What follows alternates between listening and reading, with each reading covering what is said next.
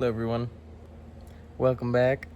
I think soon I'm going to be moving out of the basement and going to a different room, and then I'll start investing a little bit more into these videos. I'll get like an actual, probably not a background, but something other than my wall, and I'll try to get a mic. We'll see, I'll figure it out. Today's topic: invest in things that will make you more productive. I'm not too sure if this is a good example, but my most recent purchase has been YouTube Premium. Now, before everyone rags on me for this, I listen to YouTube at work like nonstop. Just random like videos, like coaching videos, or maybe like motivational videos, or maybe even like accounting adjacent kind of stuff. But I like only listen to YouTube. Not really much Spotify. Spotify is for working out and whatever. But the ads drive me nuts. I hate having to pick up my phone every couple of minutes just to skip the ad. It takes me out of my focus, And then I can have like other videos on cue or like autoplay or whatever. So this $12 a month, I'm just doing the light version. It'll save me time from, getting unlocked in from my work. And I have a bad habit of just looking at the time. And I feel like looking at the time just kind of throws you out of the loop and just kind of makes you think, like, oh my God, can this day go any slower? So I hate looking at the clock, and I hate picking up my phone. And so I've been using it, and I feel like it's been a pretty good purchase so far. And it lets me like turn off my phone while I'm using YouTube, which saves battery. So overall, I'd recommend it for the most part, especially if you use YouTube like all the time, like I do. But it's little things like that make your day just marginally better. Like $10 a month isn't really much on my budget, and it's something I can afford.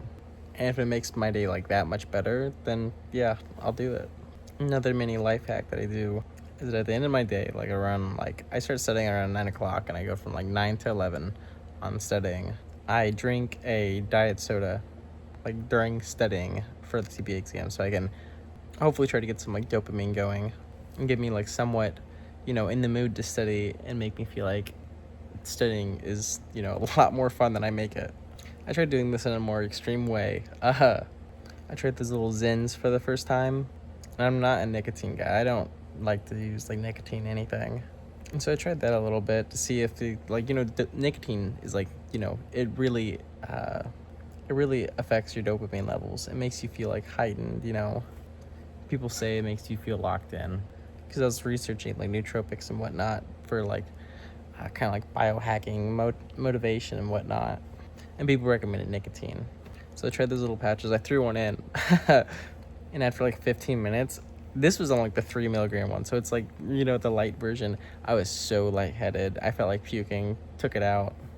And so then I tried it over the next week. I would put it in for like a minute and then take it out and put it in and then take it out. And it's just, it was just a lot of, waste of time doing that. I feel like it did make me lock in for a little bit, but it just wasn't, it still just made me feel weird. I didn't really want to risk, getting addicted to nicotine just trying to finish studying for this exam. So maybe don't go as hard as I did there. Just, try like the caffeine and the diet soda route. I feel like that's a much more sustainable way of doing it. But if anyone has any recommendations on, biohacking and whatever to get myself more locked in for this, let me know. I mean, I've tried ashwagandha and magnesium. I feel like ashwagandha works a little bit. I just haven't been taking it in a while. Probably should take it more, but we'll see. But yeah, back to nicotine free since the last 22 years of my life. But just try to find these little things that make your day just a little bit better or get you through the hard thing you've been going through. Just something that makes you able to work a little bit harder, a little bit longer.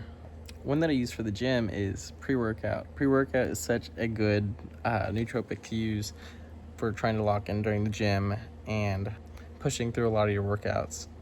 I could hardly go like an hour in the gym before taking pre-workout, and then after I started this pre-caffeine addiction, I could go for 3 hours and not feel tired, which is like a profound waste of time going in for 3 hours and probably just doing a bunch of BS, but whatever. But that's like a relatively small thing I added that made my workouts just that much better.